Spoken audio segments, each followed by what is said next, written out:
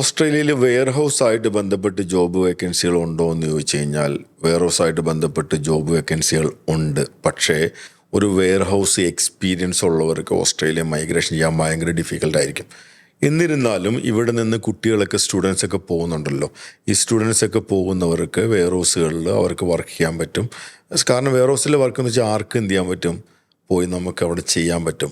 അപ്പോൾ ഈ ഇവിടുന്ന് പോകുന്ന സ്റ്റുഡൻസൊക്കെ അവർ മാക്ഡൊണാൾഡ്സ്, അതുപോലെ തന്നെ KFC, അതുപോലെ തന്നെ മാർക്കറ്റുകൾ, ഇപ്പോൾ ഫിഷ് മാർക്കറ്റോ വെജിറ്റബിൾ മാർക്കറ്റോ ഫ്രൂട്ട്സ് മാർക്കറ്റോ, അതുപോലെ തന്നെ പെട്രോൾ പമ്പുകൾ, അതുപോലെ തന്നെ വെയർഹൗസുകൾ, ഇങ്ങനെയുള്ള ജോലികളിലായിരിക്കും ഇവിടെ നിന്ന് പഠിക്കാനായിട്ട് പോകുന്ന കുട്ടികൾ എന്ത് ചെയ്യുന്നത്, വർക്ക് ചെയ്യുന്നത്. അപ്പം ഞാൻ അവർക്ക് കൊടുക്കുന്ന അഡ്വൈസ് എന്താണെന്ന് വെച്ച് കഴിഞ്ഞാൽ, പഠിക്കാൻ അവിടെ പോകുന്നതിന് മുമ്പ് ഇപ്പം ഞാനായിട്ട് ബന്ധപ്പെട്ട് ഇവിടുന്ന് പഠിക്കാൻ പോകുന്നവരെ അവിടെ ഏതെങ്കിലും ഒരു സ്കില്ലും കൂടി, ഇപ്പോൾ ഈ CNC പോലെയുള്ള ഏതെങ്കിലും ഒരു സ്കില്ലും കൂടെ ഒന്ന് പഠിപ്പിച്ചിട്ട് അതിൻ്റെ അകത്ത് കുറച്ച് ട്രെയിനിങ് കൂടെ കൊടുത്തിട്ട് നമ്മൾ വിടും. അപ്പോൾ എന്ത് ചെയ്യാൻ പറ്റും, അവർക്ക് ഈ വെയർഹൗസും അതുപോലെ തന്നെ ഈ ബാക്കിയുള്ള ചെറിയ ചെറിയ പെട്രോൾ പമ്പിലൊക്കെ ജോലിക്കുന്ന വെച്ചാൽ മിനിമം സാലറി ആയിരിക്കും.